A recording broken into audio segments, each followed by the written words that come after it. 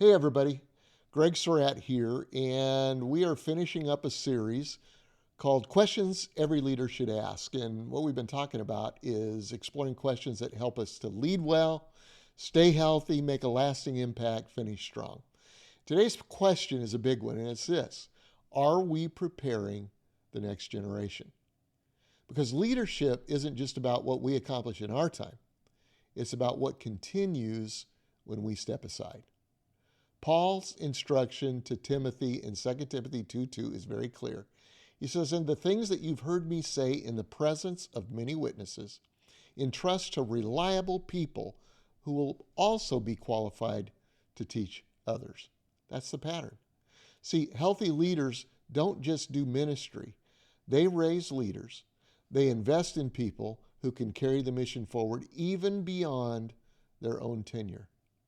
See, I've seen a lot of leaders struggle because they hold on too tightly.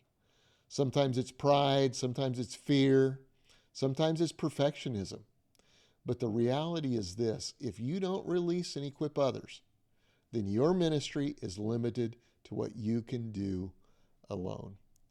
I can remember a season when I started intentionally mentoring young leaders and giving them space to lead, to make mistakes and grow. Just the other day, I did a class for young communicators where we took an hour and a half and I showed them exactly what I do, nuts and bolts and everything. And then that weekend, I was able to watch my 18-year-old grandson do the open and close for the large auditorium at Seacoast.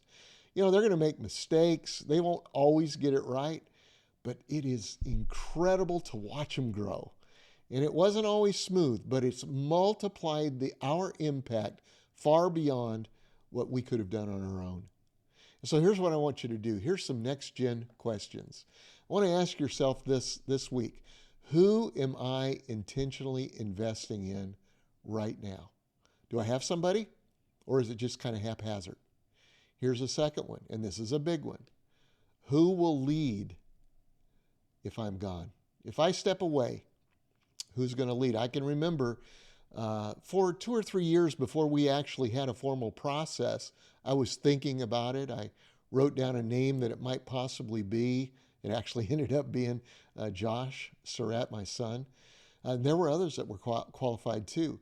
But who would lead for you? Are you thinking about that if you stepped aside tomorrow? And here's the third one: am I developing people to thrive or just maintain what I've started? See, legacy leadership, listen to me, isn't about control, it's about multiplication. So this week, look around your ministry and find somebody to pour into. Equip them, release them, and trust God to carry it forward. Because here's the truth: God's got this, and I'm in your corner. Well, if these videos are helpful, why don't you share them with a friend, pastor friend maybe, or some of your staff? Comment, like them, subscribe to the channel. And until next week, you have a blessed and happy Sunday, and we'll see you then.